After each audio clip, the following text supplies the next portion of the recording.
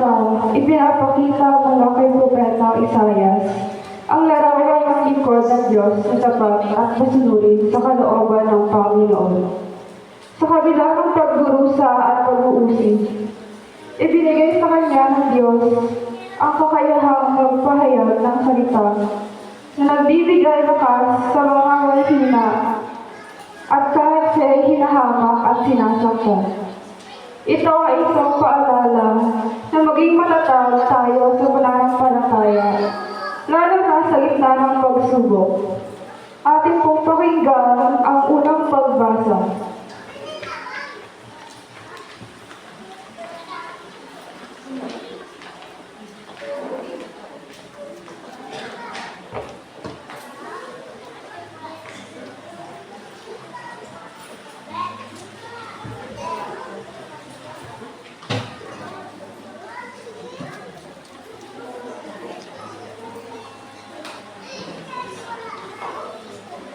Ang unang pagbasa ay mula sa aklat ni Propeta Isaiah, Kabanata 50, nagsisimula sa talata 4 hanggang 11.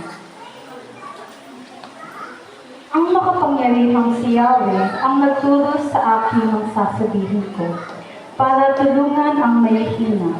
Tuwing umaga ay nananabik akong mairam kung ano ang ituturo niya sa akin. Binigyan niya ako ng pangunawa. Hindi ako naghimagsik ni tumalikod sa kanya. Hindi ako tumutol ng bugbugin nila ako. Hindi ako kumibo nang ako'y kanilang insultuhin.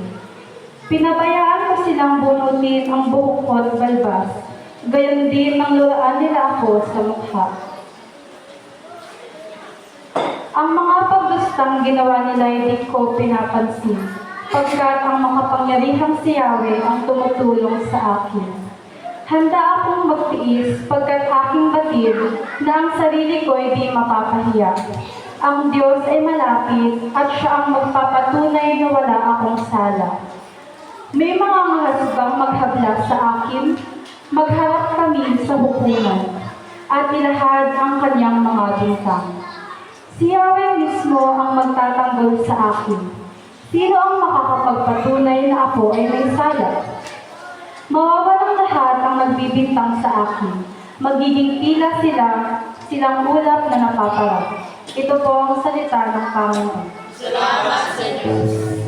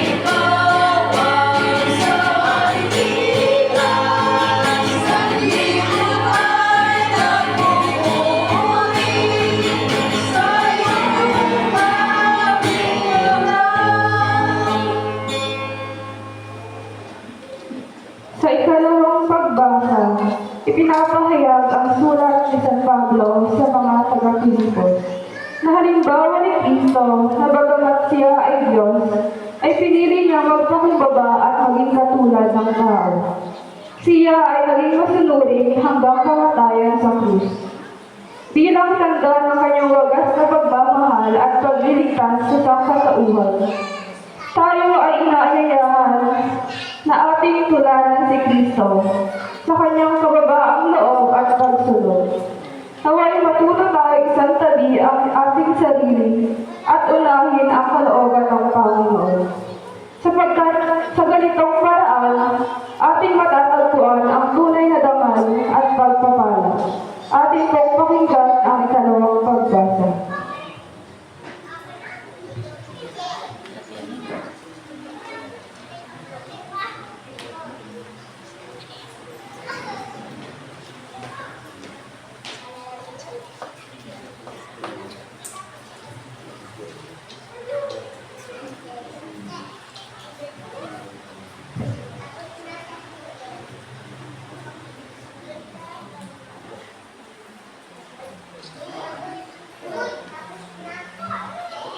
Ang ikalawang pagbasa ay mula sa sulat ni San Pablo sa mga taga-Pilipos, Kabanata 2, nagsisimula sa talata 5 hanggang 11. Magpakababa kayo tulad ni Kristo Jesus.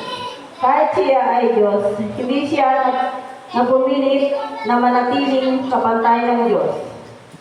Sa halip ay kusa niyang binitawan ang kaharapatan niyang ito at namuhay na isang alipin. Ipinanganak siya tulad ng isang karaniwang tao. Siya ay nagpakababa at naging masunurin hanggang kamatayan. Oo, hanggang kamatayan sa krus. Kaya naman, siya ay pinampok ng Diyos at binigyan ng pangalang higit sa lahat ng pangalan. Ano ba ang lahat ng nilalang na nasa langit, nasa lupa at nasa ilalim ng lupa ay maninugluhod at sasamba sa Kanya. At ipapayag ng lahat na si Jesucristo ang Panginoon sa ikararangal ng Diyos Ama. Ito po ang salita ng Panginoon. Salamat sa Diyos.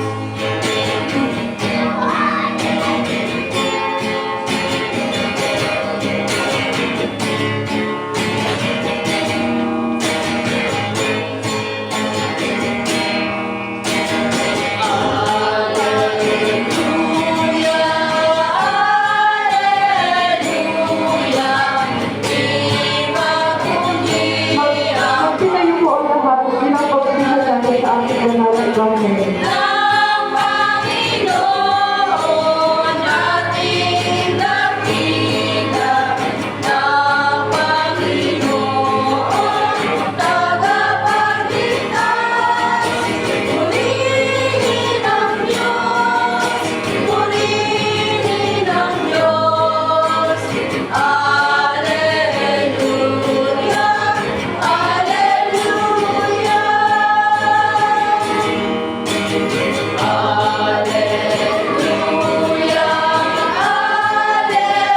alleluia. Ipagunyi ang mabuting balita ng Panginoon ating dakila, ng Panginoon tagapagligtas. Purihin ang Diyos, purihin ang Diyos. Alleluia, alleluia. Ang Panginoon ay sumayin. At sumayin. Ang mabuting balita ng ating Panginoon sa Jesucristo ayon kay San Mateo sa Kabanata 21, nagsisimula sa unang talata hanggang talata 11. Malahati sa iyo, Panginoon Kristo.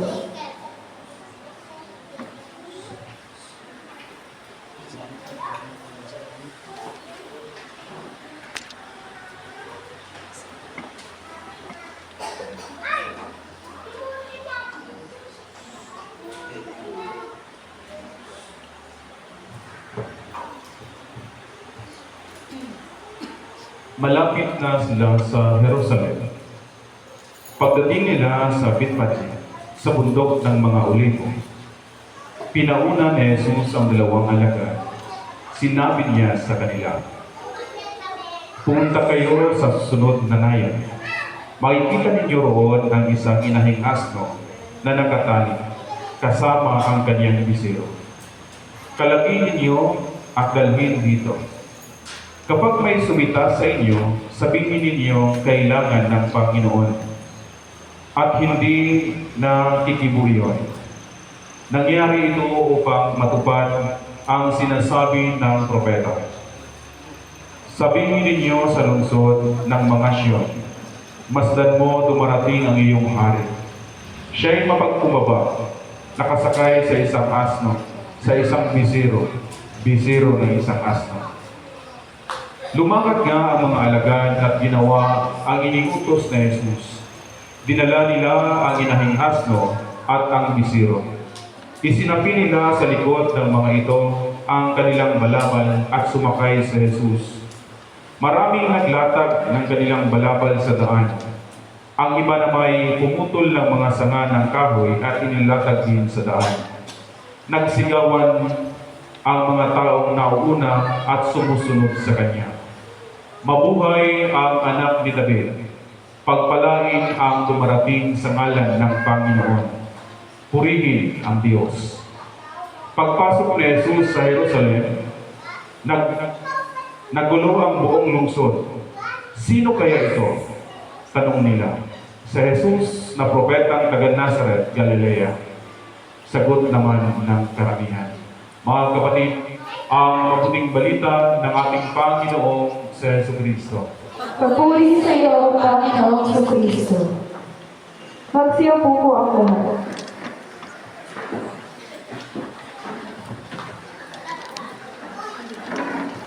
Mabuhay ang anak ni David. Pagpalain ang dumarating sa pangalan ng Panginoon. Purihin natin ang Diyos. Sa pangalan ng Ama at ng Anak at ng Espiritu Santo. Amen. Magandang umaga po sa ating lahat, mga kapatid. Magandang umaga po. Purihin at palakpakan namin ang Panginoong Diyos sa umaga ito na kung saan aming ipon para isagawa itong matagumpay na pagpasok ng ating Panginoong Jesus sa bayan ng Jerusalem. Mga kapatid, tayo ngayon ay nagdiriwang nitong Fiesta ng Palaspas. Ito'y isang malaking bahagi sa buhay nating mga mananampalataya na kung saan tulad sa binanggit ng ating banal na Ebanghelyo ay isinasagawa nung una ang pagtanggap at pagbigay papuri sa ating Panginoong sa Jesucristo. At sa ating pagtitipon dito ngayon ay simula nung unang pagbasa hanggang pangalawang pagbasa at kahit sa ating banal na Ebanghelyo ay may gustong tumbukin na may sabuhay ng bawat mananampalataya ang itinuturo ng Diyos sa atin ngayon. Ano yung gusto? Doon sa ating unang pagbasa mula sa aklat ni Propeta Isaias, sinasabi niya roon na kahit bunutin daw yung kanyang buhok at kanyang balbas, kahit siya'y luraan at kahit siya'y isakdal sa anumang ng dako ay hindi siya natatakot dahil kasama niya si Yahweh. Ipinapakita doon yung kababaang loob. Sa ating pangalawang pagbasa naman, sa sulat ni San Pablo sa mga taga-Pilipos, ipinapakita niya rito ang pagiging Diyos ng ating Panginoon. Na kahit siya ay anak ng Diyos, ay hindi niya pinagsikapan na siya ay magiging kapantay ng Diyos. Nanatili siyang Aba. Nanatili siyang nasa ibaba. Nagiging tao tulad natin.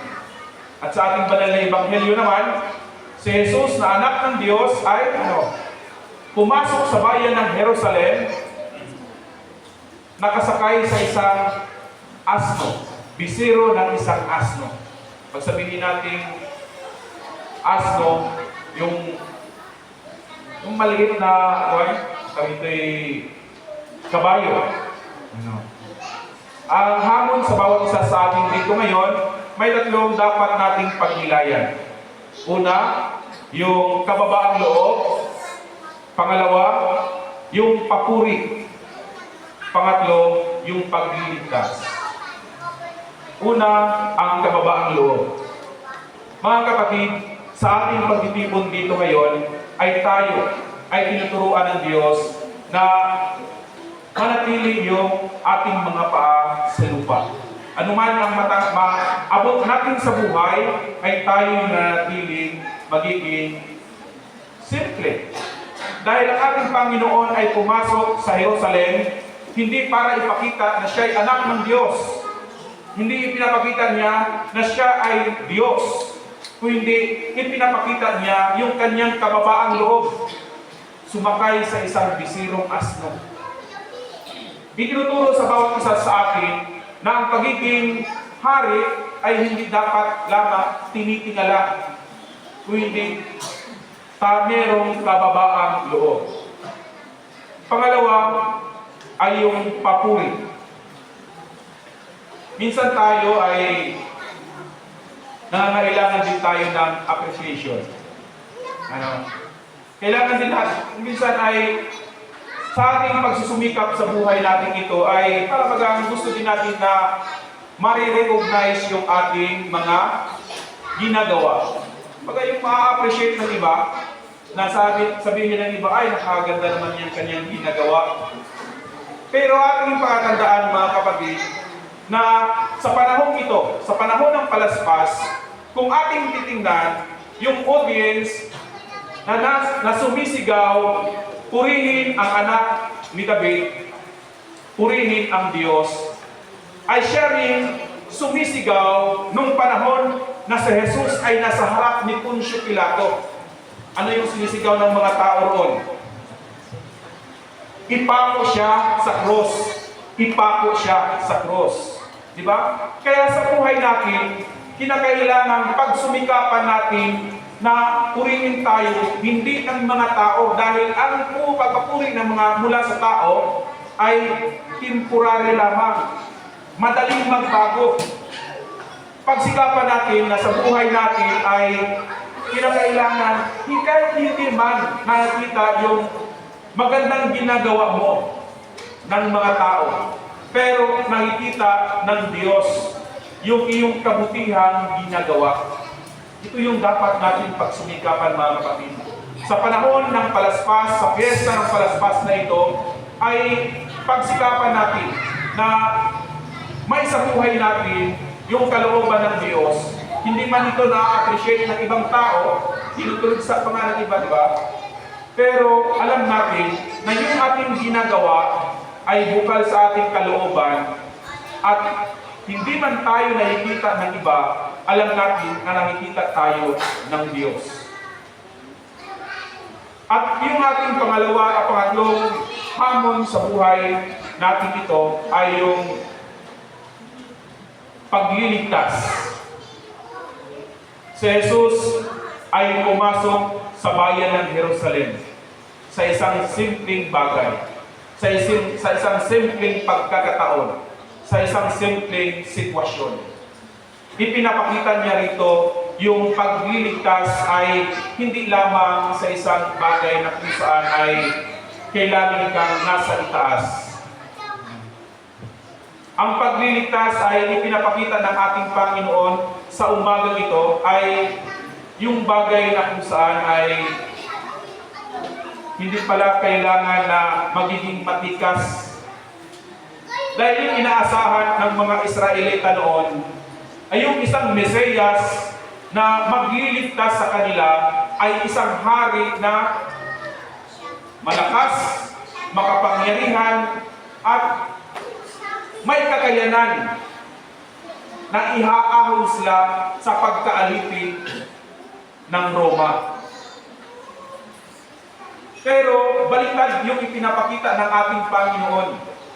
Dahil yung nasa isipan ng mga Israelita noong panahon na nakasakay siya sa isang matikas na isang kabayo, ay nakasakay siya sa isang asno, isang bisirong asno.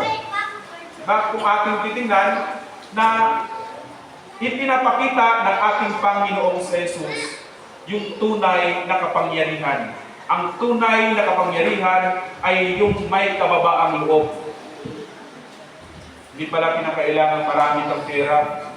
Hindi pala kinakailangan nasa posisyon ka para makaligtas ka ng kaluluwa.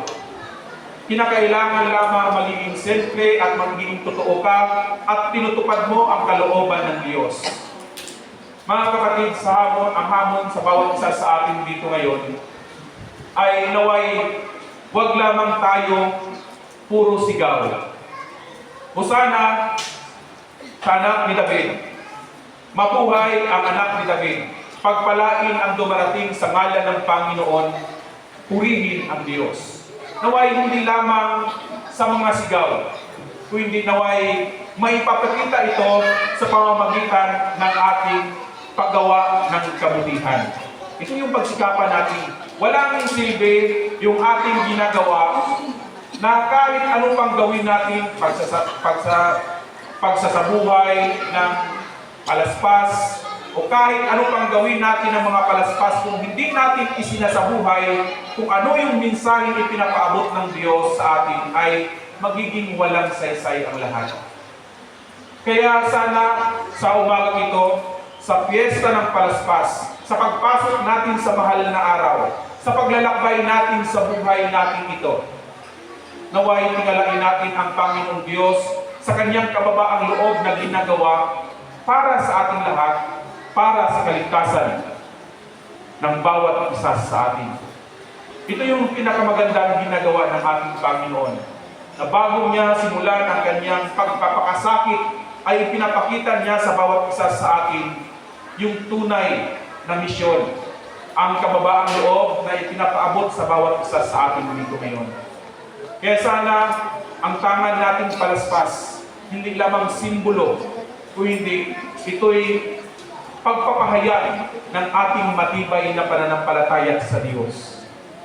Naway ang palaspas na tangan natin ngayon ay naway ito'y magiging simbolo ng ating matibay at matatag na pananampalataya sa Diyos, na sa pamamagitan nito, tayo ay iniligtas ng Diyos.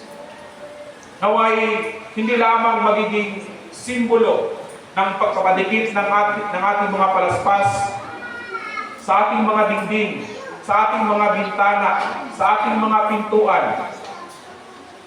Naway ang mga palaspas na tangan-tangan natin ngayon ay hindi lamang sa ginagamit natin sa pamamagitan ng saan ba kadalasan ginagamit yung palaspas? Sa saklab. Naway wag lamang sa saklab ninyo ginagamit. Wag lamang suman. Delikado. O kadalasan kasi ginagamit yung palaspas, kaya pinababasbasan ay tayo naniniwala doon na ito ay ginagamit sa pampaalis ng mga masasamang espiritu. Diba? Pag sinasaklaban naman din ay, may palaspas ka baga dyan, may bindita ka baga dyan. Diba? Para daw pampausok, pampaalis ng masamang espiritu. Paano kung ang masamang espiritu ay nasa mismo ng tao? Diba? Lagi natin pagkatandaan palagi, ano man ang gawin natin sa buhay natin, kung ito'y salungat naman sa ating ginagawa, ay wala pa rin yung mangyayari. Bago natin isagawa ang isang tradisyon, dapat na isa sa buhay, tumimo na sa ating mga puso ang kalooban ng Diyos.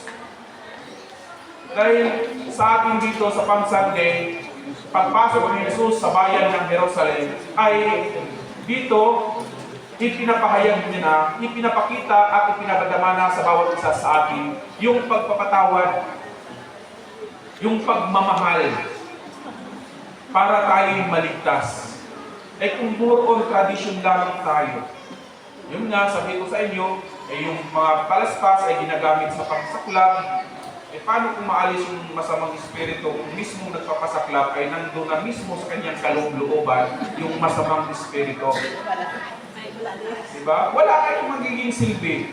Pero kung ang iyong ginagawang tradisyon na may kasamang gawa, taos-pusong ginagawa mo ang kalooban ng Diyos, sigurado ko yun, alis po yung masamang espiritu.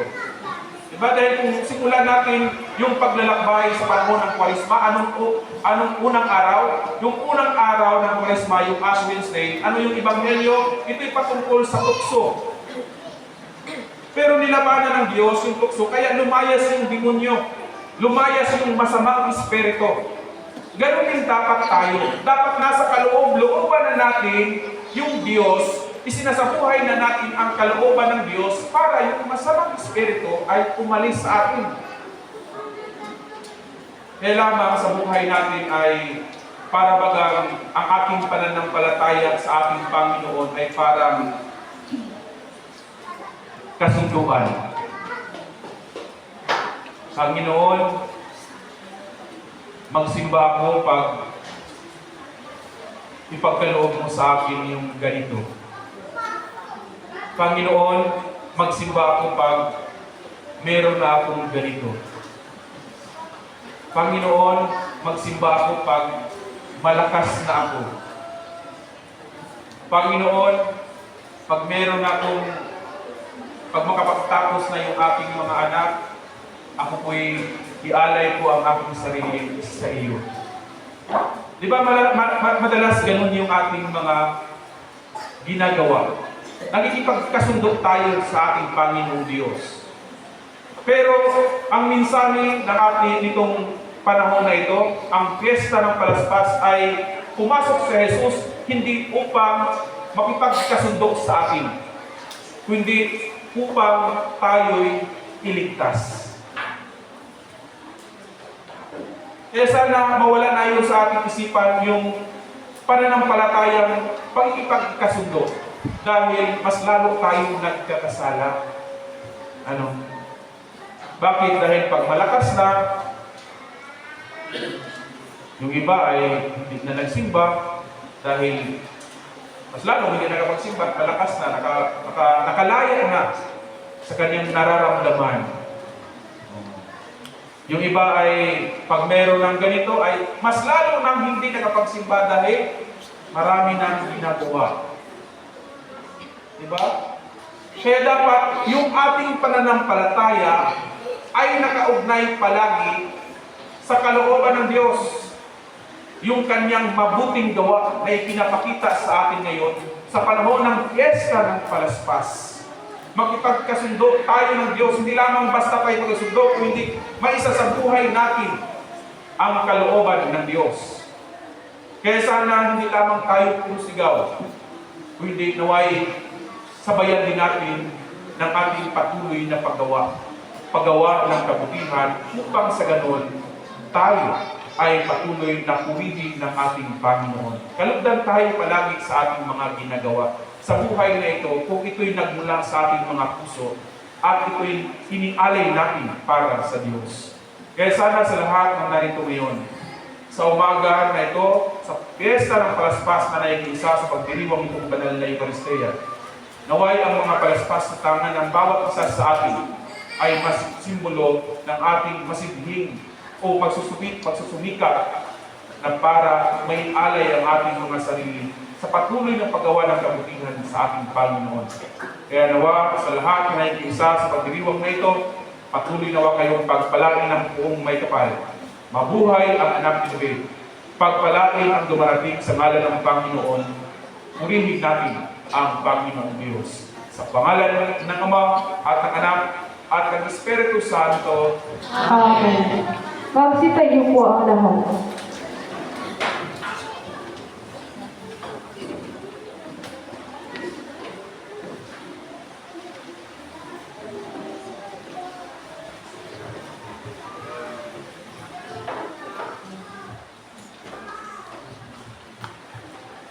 Sabay-sabay po natin sabihin ang sumasampalataya. Sumasampalataya kami sa isang Diyos sa makapangyarihan na lumikha ng langit at lupa, at ang lahat na nakikita at di nakikita. Sumasampalataya kami sa isang Panginoong Jesucristo, bugtong na anak ng Diyos, na mula sa Ama bago pa nagsimula ang panahon. Diyos buhat sa Diyos, liwanag buhat sa liwanag. Diyos na totoo, buhat sa Diyos na totoo. Inianak, hindi nilikha, kaisa pagkalit kasama. Sa pamamagitan niya ay nalikha ang lahat. Makala sa ating mga tao o sa ating kaligtasan ay nanaog siya buhat sa langit.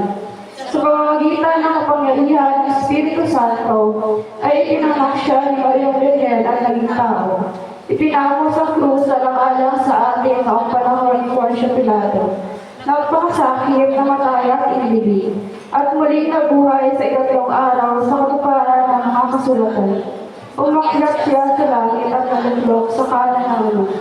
At muling darating ng malulhati upang hukuman ang mga buhay at mga patay, at ang kaharian niya ay walang hanggan. Sumasampalataya kami sa Espiritu Santo, ang Panginoon na kapagbigayan ng buhay, na nagbubuhat sa Ama. Sinasamba siya sa luwalhati kasama ng Ama at ng Anak. Nagsalita siya sa pamamagitan ng mga propeta. Nananalig kami sa Iglesia Banal, Katolika at Apostolika. Naniniwala kami sa isang binyag sa ikapagkakataon ng mga kasalanan. At hiningal namin ang may pagkabuhay ng mga namatay at ang buhay na walang hanggan. Amen. Magsiluhod po ang lahat para sa panalangin ng bayan.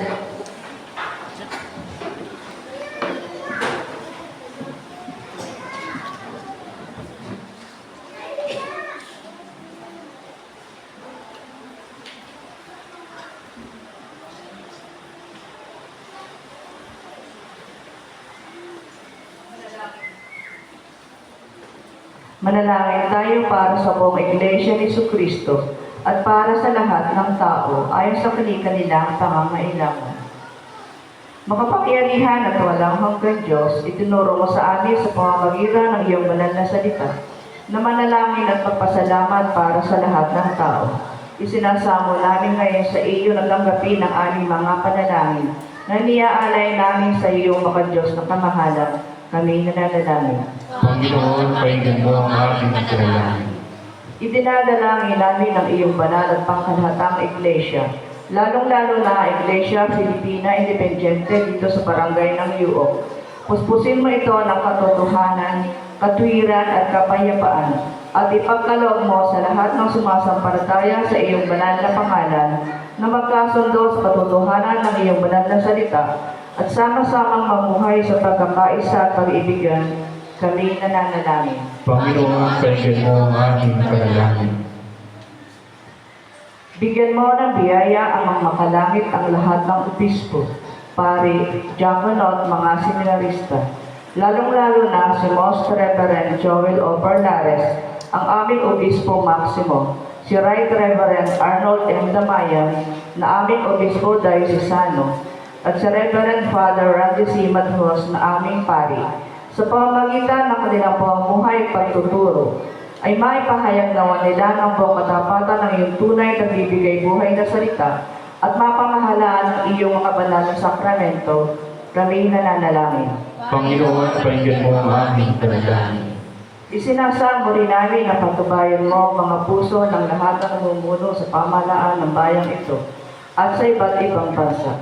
Lalong-lalo na ang aming Pangulo, ang aming lalawigan, at ang aming punong bayan, kasama ang sangguniang bayan. Magpasya naman sila ng buong talino at may katarungan, at mapanaganap nila ang kalayaan at kagalingan ng iyong bayan. Kami nananalangin. Panginoon, painggan mo ang aming panalangin. Sa sangkatauhan ay pagkaloob mo ang iyong makadaming na biyaya, lalong-lalo na sa Paris Council at sa kongregasyong ito. Ganon din sa magdiriwang ng kanilang kaarawan na sina R.J. Riazares, Leoncio de los Santos, Mary Jo Candelaria, Ace Benson, Riazares, Margie Rimaldo, Edwin Pastrana, Baby Jane Pastrana, and Jocelyn Sales. Digin at tanggapin naman nila ang iyong banal na salita nang may kababaang loob at masunuring puso at paglingkuran ka na may katapatan sa lahat ng araw ng kanilang buhay. Kami nananalangin. Panginoon, painggan mo ang aming panalangin. Isinasamo namin, Panginoon, sa iyong kagandahang loob ay bigyan lakas at tulungan ng lahat ng nasa ligali, kalungkutan, pangailangan, may sakit o kapansanan, lalong-lalo na sina Mylene Villavicencio, Rudy Saludes, Father Edwin Lontok, Dolores Ricanya, and Ana Marie Paang. Kami nananalangin. Panginoon, pwede mo ang aming panalangin. Inaalaala namin sa iyong harapan ang iyong mga lingkod na sina Maria Cerda, Pablo Cerda, Fanny Pestin, and Ignacio Perlas na sa makabilang buhay na sumasampalataya kay Kristo. Isinasamo namin na igawad mo sa kanila ang patuloy na pagyabong sa pag-ibig at paglilingkod sa iyo. Kami nananalangin. Panginoon, pwede mo ang aming panalangin. Pinupuri rin namin ang iyong banal na pangalan para sa lahat ng iyong mga santo. Bigyan mo kami ng biyaya upang makasunod sa kanilang mabubuting halimbawa at kami, kasama nila ay makarating nawa sa ganapan ng iyong kaharian. Tugunin mo ang aming mga panalangin, alang-alang sa Kanya na laging nabubuhay, upang mamagitan para sa amin, siya na iyong anak at aming tagapagligtas na sa Jesucristo. Amen. Magsitayo po ang lahat. Mga kapatid, tayong katawan ni Kristo, sa pamamagitan ng isang Espiritu, tayong lahat ay pinag-iisang katawan ng tayo'y bibigyan. Panatilihin natin ang pagkakaisa na dulot ng Espiritu sa bigis ng kapayapaan. Lagi nawang sumainyo ang kapayapaan ng ating Panginoon. At sumayin. Pagbatian po tayo ng kapayapaan sa bawat isa. Peace be with you. Peace be with you. Peace be with you. Peace be with you. Ibigay sa Panginoon ang karangalang na harapan sa kanyang pangalan, magdala ng alay at pumaroon sa kanyang harapan. Magsiupo po ang lahat.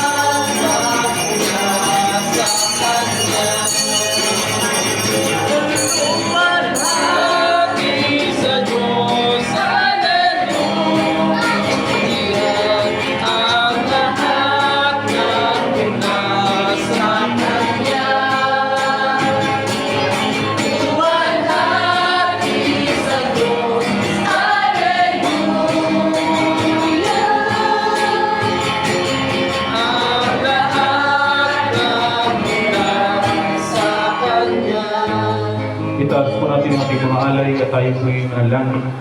Maawain Diyos, pinagkaloob mo sa amin ang lahat ng bagay. Sa iyong kasaganan ay binigay mo ang lahat ng aming mga pangangailangan. Kami na iyong mapagpakumbabang lingkod ay nag-aalay sa iyo itong sagisag ng aming pagtanaw ng utang na loob sa lahat ng iyong kaawaan. Amen. Amen.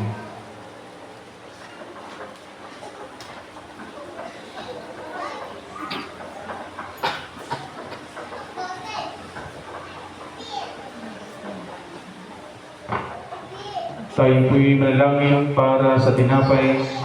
Walang hanggang Diyos, pinatubo mo ang butil at mula rito'y ginawa namin ang tinapay na ito. Iniaalay namin ito sa iyo upang sa amin ay maging tinapay ng buhay. Ipagkaloob mo na kami tatanggap ito at Pag-iibigan. Amen.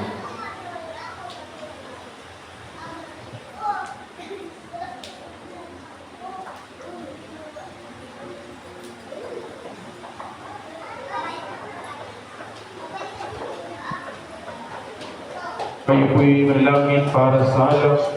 Makapangyarihang Diyos, tanggapin mo ang alak na ito na aming ginawa mula sa iyong mga kaloob. Ito na ay maging aming inumin spiritual upang kami tatanggap ito ay masiglahan ng panibago. Ipagbilig ko sa iyo. Amen.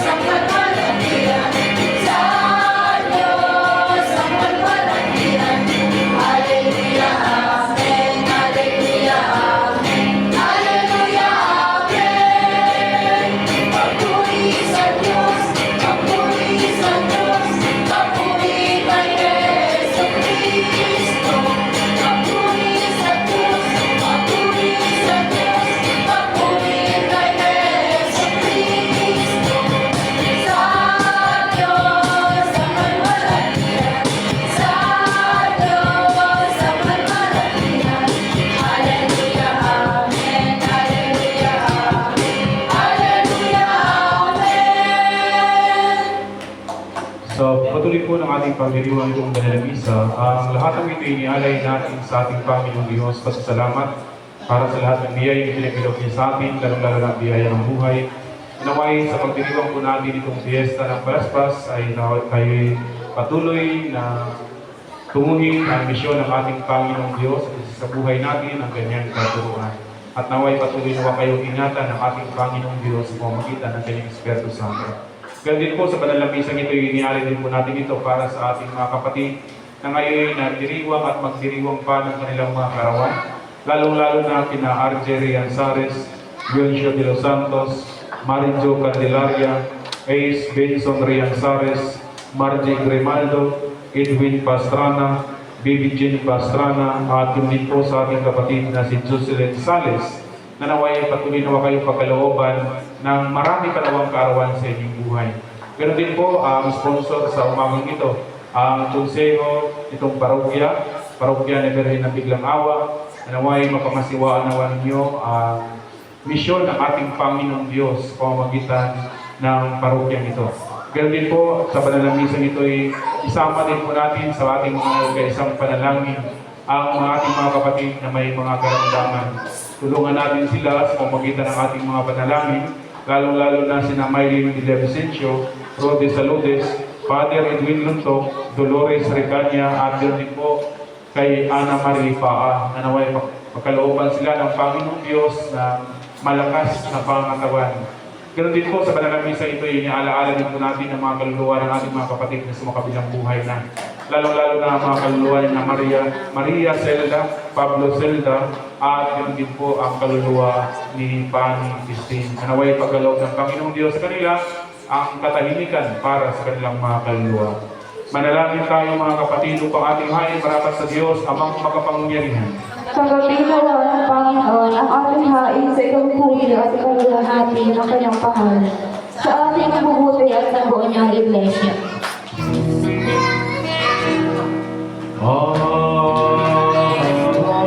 Kagandang loob ng Panginoon ay mananatiling walang hanggan sa mga may takot sa Kanya, at ang kanyang pagkamatuwid sa saliksan aling lahi.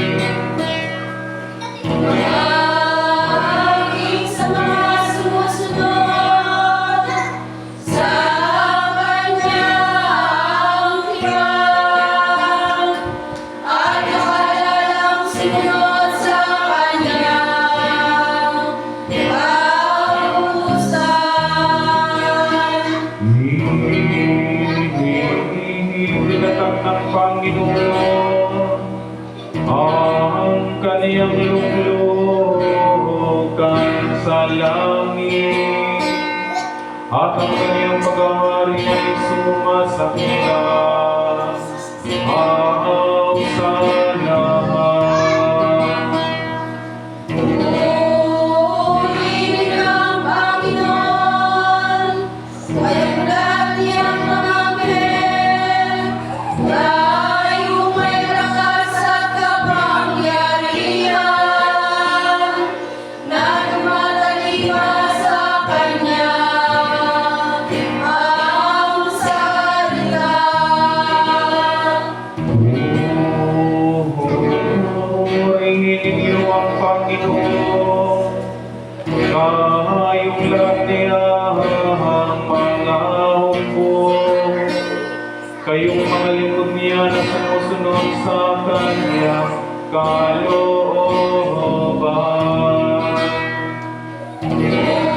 Purihin ang Panginoon, kayong lahat niyang mga gawa, sa lahat ng dako na kanyang nasasagawan.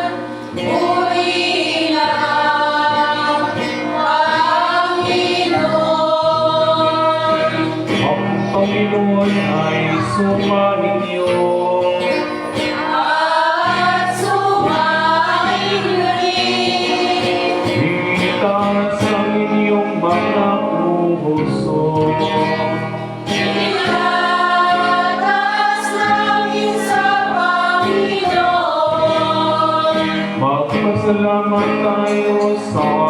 Panginoong Diyos.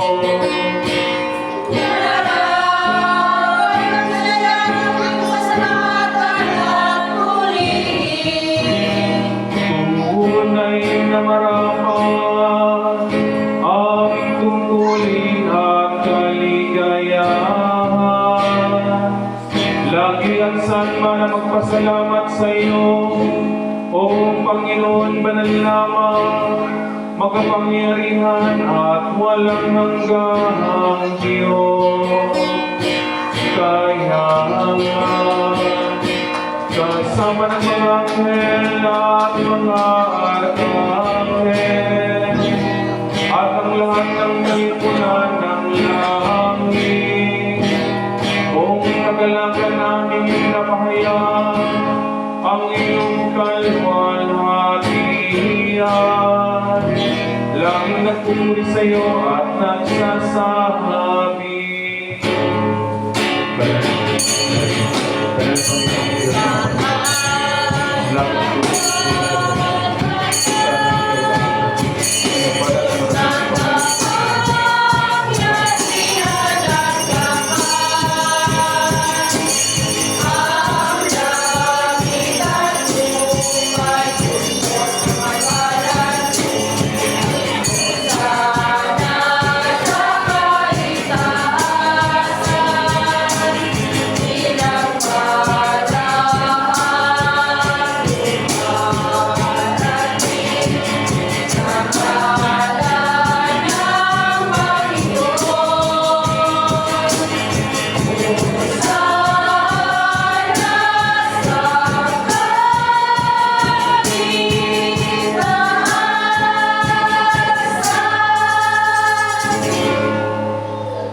Magsiloon po ang lahat.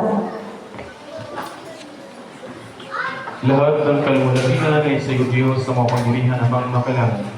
Ang dahil sa iyong pag-ibig at kaawan ay pinagkaloob mo ang iyong bugtong na anak na sa Jesucristo na maging tao na tulad namin. At danasin niyang mamatay sa cross para sa aming katubusan. Doon ay kanyang ginawa sa pamamagitan ng minsang pag-aaling ng kanyang sarili, ang isang buo at ganap na hangin para sa buong sanlibutan. At kanyang itinatag at iniutos sa amin na ipagpatuloy isang pagulita sa kanyang mahalagang kamatayan at amin hanggang sa muli niyang pagdating. Sapagkat ng gabing siya ay pinagkanulo, ay kumuha siya ng tinapay.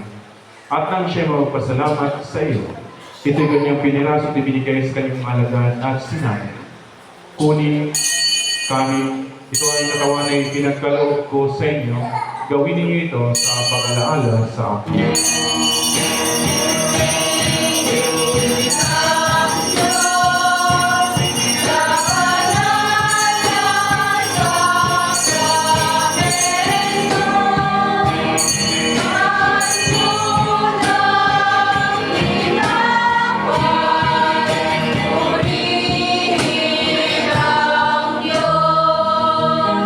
Matapos ang hapunan ay kinuha niya ang kanin.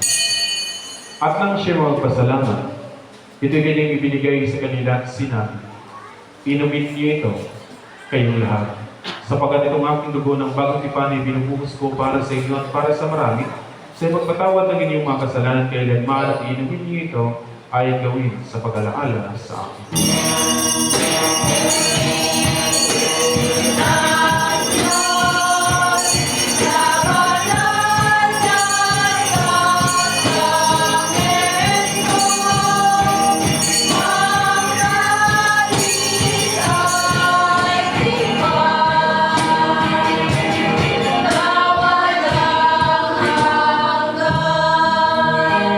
Magsilayo po ang lahat para sa acclamation.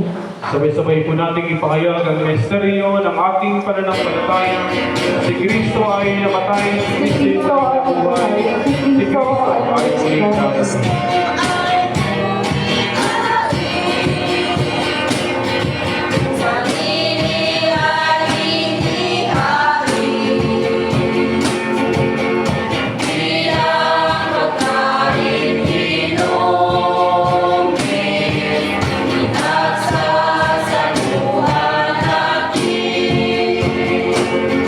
Hanggang sa siya'y dumating.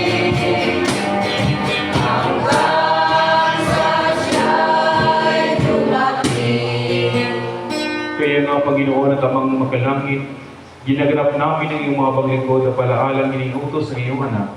Sa aming pagkulita sa kanyang pinagpalang pagpakasakit, mahalagang kamatayan, sa kanyang makapangyarihang pagkabuhay na magulit, at malawalhating paakyat sa langit. At sa kanyang ay aming inialay sa iyo itong tinapay ng buhay at itong kalis ng kaligtasan. At kasama ng mga handog na ito, inialay namin ang aming mga sarili, na isinasamo namin sa iyo, na tanggapin sa iyo makalangit na altar itong aming haing papuri at pasasalamat. Butihing Ama, sa kapangyarihan ng iyong Espiritu Santo, ay pagpalain mo at pakapadalin mo itong tinapay at alak, upang para sa amin ay maging kamal-mahalang katawan at tubo ng iyong anak na sa Yesu Kristo. Ang lahat nawa na tatanggap ng banal na dominyong ito ay mapuspos sa iyong biyaya at pakalangit na pagpapala at maging sa isang katawan niya upang siya manahan sa amin at kami sa Kanya. At bagamat kami hindi karapat-dapat na mag-alay ng anumang hain, gayon may sinasamo namin sa iyo na tanggapin itong aming tungkulit paglilingkod. Sa pamamagitan ni Yesu Kristo na ating Magsiluwag po ang lahat. sa pamamagitan niya at kasama niya at sa Kanya, nakaisa ng Espiritu Santo, ang lahat ng karangalan at kaluwalhatian ay sa iyo, o Amang makapangyarihan, ngayon at magpakailanman.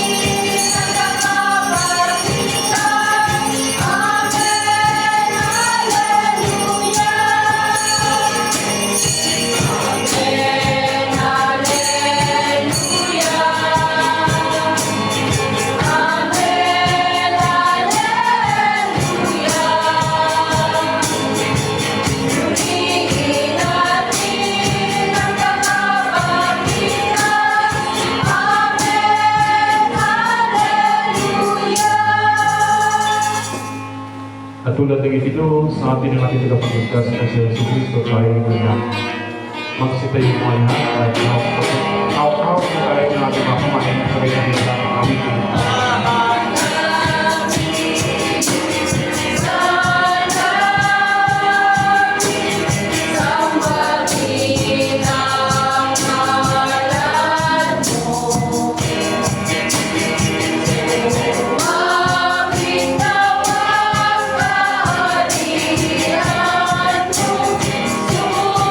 Sundin ang loob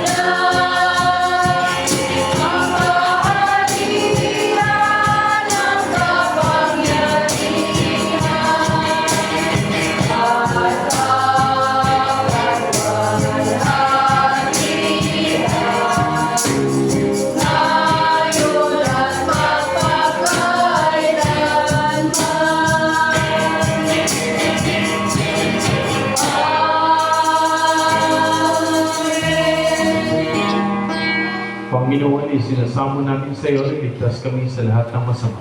At ipagkaloob sa amin na iyong kapayapaan sa panahon namin. Sa tulong ng iyong awa, ilayo kami sa pagkasala at iligtas sa ligalig. Sa pamamagitan ng iyong anak na sa Jesucristo, aming Panginoon, na nabubuhay, tigaharing kasama mo at ang Espiritu Santo, iisang Diyos ngayon magpakailanman. Amen. Kordero ng Diyos, kalahis Maawa ka sa amin. Maawa ka sa amin. Pagkaloob mo sa amin ang kapayapaan.